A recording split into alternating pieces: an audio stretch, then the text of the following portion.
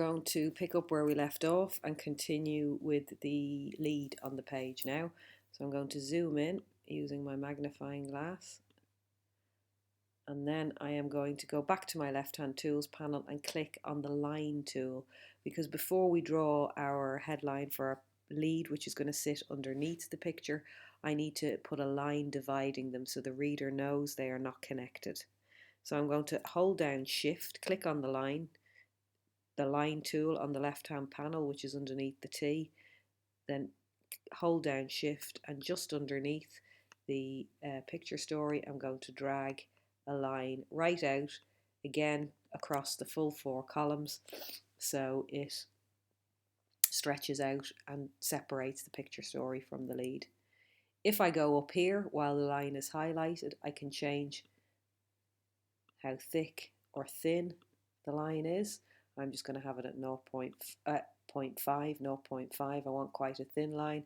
I could, if I want to, change it to dashed line or a thin line or lots of other things, but I just want a solid line at 0.5, which is the usual for news, a solid line. But some news pages do have really thick ones, others have really thin ones. That's up to you. So I've got my line drawn.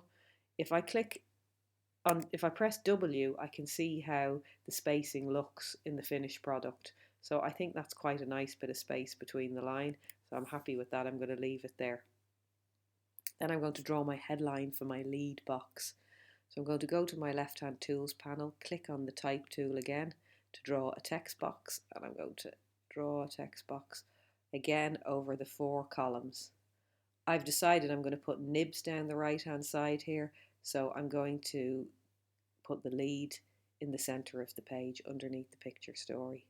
So the cursor is flashing in the text box. I'm going to write lead headline over 2 decks, because I want 2 lines of lead headline. I don't want 3 because of the size of lead headline. That's too big when I've got a picture story on the page as well. I want just 2 lines of lead headline. So I'm going to highlight all my text in the headline box, and I need to change the font and the font size and the leading all over again, and then we will save it in paragraph styles, which means you will be able to always have a lead headline to just click on. So if I'm going to go to Arial Black because it's quite standout. You only get regular option with that because it's already bolded. I'm going to go to my font size and change it to 60. You can see, because the leading is still at 11.5, that it's totally squashed up. So I'm going to start off by changing my leading to 60. I need to use a descender here just to see what it will be like, and I can see that the D and the G are quite close together, and probably I want to take the spacing up just a couple of points to 62. Now, a different font with a much longer descender or a higher ascender, you might need to do more leading, but for Arial Black, I think 2 points is going to be enough. So I've got my lead headline there. I'll just change that back to an L. I've got my lead headline. It's 60 points at 62 point leading. It's Arial Black. So I'm going to do exactly what I did with caption and picture story. I'm going to highlight it all, go to paragraph styles, create a new style, double click on it, write lead headline. Again, Arial Black, size 60, leading 62, press OK. That means I've got that now in my paragraph style, so I can pick from any of these when I want to choose which format I want the copy to be in. Next, I need to draw a picture box underneath my lead headline. So back to my T tool, over there. I draw my text box. I'm going to take it over 4 columns. And it's my lead story, so I'm just going to move it down a little bit there. I want it to take up quite a bit of room. I might have a little picture that I use with it, a mugshot. I might have a lot of copy. I might have a fact box that needs to go in it. But I need it to take up a decent amount of space on the page because it's the lead story. So that's my lead headline space. I can change it when I have my other elements in, but roughly that's what it's going to be. So the first thing I need to do is change it to some columns. So I'm going to have my lead headline over 4 columns. So I back up here, change it to 4 columns, change the guttering to be 5 like the rest of it. It matches in with the guides, which makes it easy to lay out. And if I double click in the box, go up to type, fill with placeholder text, it's filled it up with text. Now it has automatically picked up the paragraph style that I have saved, that I have used in my picture. It's gone 11 point. Oh no, it hasn't picked it up. Sorry, excuse me, because we were on Times New Roman here.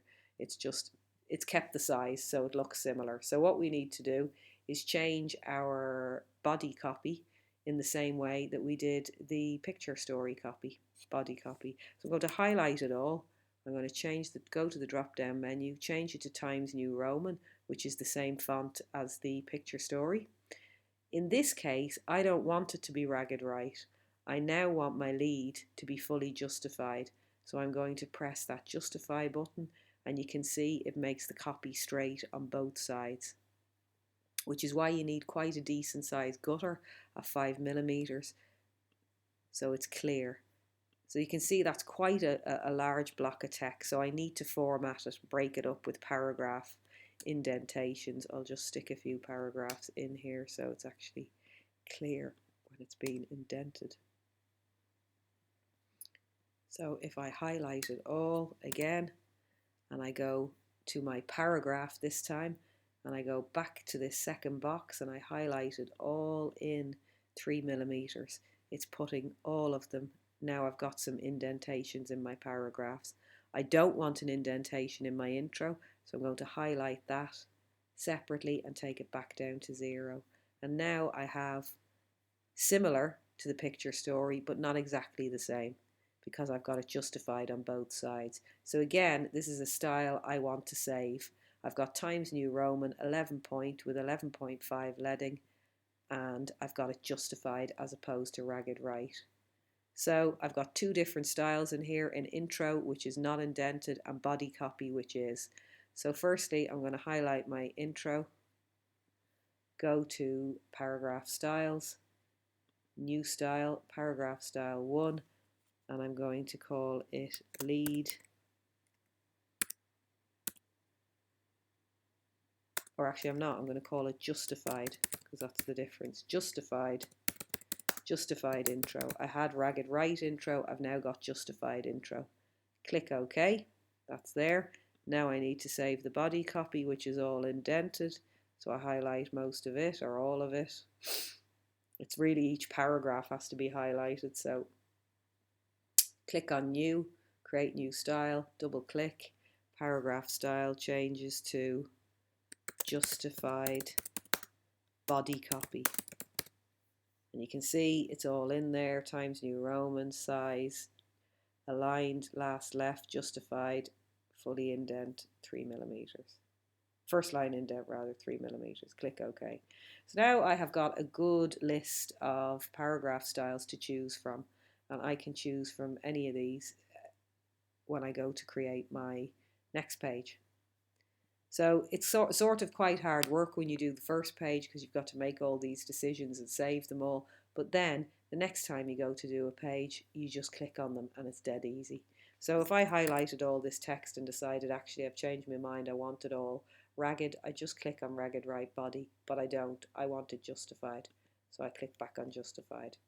So that is my lead headline, justified and formatted and saved. My lead body copy formatted and saved. The intro there is on body copy, so I'll just click justified intro and it's justified. So that's my lead. Minimize that. Now that looks quite blocky, even though there's a big picture at the top of the page. That still looks quite blocky to me. So what I am going to do to break up the design of it, firstly I'm going to put a byline in. I'm also going to put a subdeck in, and I'm going to put a little mugshot in. And so all of those elements will break up the design on this lead headline. So to put a byline in, I'm going to draw a separate box. So I'm going to draw a text box, and I just draw it slightly off the page so it doesn't think I want to go into the text box underneath. And I put it at the top here. And as you can see, the text runs underneath it, which I don't want. So the way I make text run around boxes and stay away from them is to click up here in one of these boxes, and it's currently got no text wrap on it. I want to put a wrap around it. If I do that, it immediately pushes the text down. So I'm going to write byline by a reporter. By a reporter. I'm going to style this box slightly because byline boxes normally have a bit of a style. So I'm going to click on it, highlight my A reporter. I'm going to change that font to Arial, make it different from the body copy so it stands out. I'm going to make it bold. I'm also going to put a line underneath it, so I go on my line tool, hold down shift so it's a straight line, and draw all the way across the box like so. And you can see it's too long, the line, so I just bring it down a little bit, move it in a little bit, take the edge of the box in so it's right on the guide where it should be. And now I've got a little body box, a little byline box for a name with a line underneath it. And what I can do is highlight everything in that box. And to get at it can sometimes be a bit fiddly. Sometimes you might have to bring your body box down underneath it so you can just highlight it all. If you sweep your mouse over it all and group it, which to group you go to, I'll find it in the menu for you rather than give you the object, isn't it? Object. So it's Control G or Command G, or you can go to Object Group. And that groups all of this. And that means you can just move it about the place without the line shifting. So that's a very handy thing to do. When you've got two elements in a box, you can just highlight it all. So you might want to save your byline style. If you want, you can do that. Alternatively, what you can do is just duplicate this every time you want to use it. So if you want to duplicate a box, you click on it, hold down Alt, click and drag, and it just does you another one, creates you another one. And you can do that with anything. All of your headlines and your picture boxes, you can just duplicate them if you need to. So we've got a byline box there. It's got a text wrap around it, which means when I try and grab hold of that, sorry, it's that one. When I pull my body copy box back up, it leaves a nice space. And if I just click on W, I've now got a little byline box. Click on W again, and it's all grouped. So that's the first design thing for my lead that I've put in, the first design element. I now want a subdeck, and I also want to put a little picture in. It's exactly the same process. To draw a subdeck, I just draw another box, which I kind of have to draw off the other text box. Otherwise, it just clicks in that. And I'm just going to put subdeck in here, highlight it all. I'm going to make my subdeck Arial light because the headline is dark. So for a contrast, I'm going to make it light. I'm going to make it around 24 points, which is like the headline of the picture story, which means if I want, I can actually just go to my paragraph styles and pick up that picture story headline. And so it's given me a subdeck of the size I want. Place the subdeck in the copy like that. Drag it, be careful, it's quite fiddly. Drag it out to the end and put your text wrap on it again so the copy is not going behind it.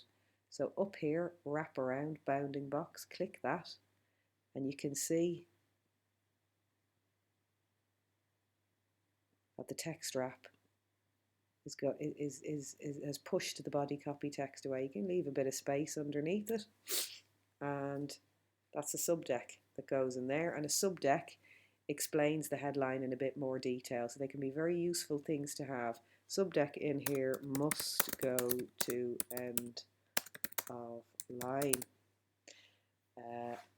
and that's the subdeck. The next thing I want to put in this story is a little picture, a little mugshot, just a small picture going across one column.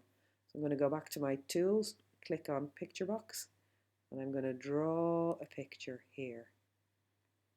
Again, the copy sits all underneath it. I go up here, wrap around bounding box, and I pull it up so that the copy disappears there. I can pull it up to the edge of the subdeck box because there's quite a bit of space underneath that. And I've got a picture. I also need a caption for my picture, so I draw another caption, another text box. Might have to draw it off the page. I can put it in here, move it down a bit. I need to give it a wrap round again, up here, wrap round bounding box, push it in like this, write in it, Jeremy Corbyn, because that's who I'm going to pull a picture on. I just highlight all that text, go to my paragraph style, press picture caption, and it's changed it to the style of the same as the picture caption up there. I might want to give myself a little bit more space there, so I just click on it and push the text down to the end and give myself a bit of white space. And then if I zoom out a little bit and press W, you can see I have a lead headline with a space for a picture here. I've got a picture caption and a subdeck. The headline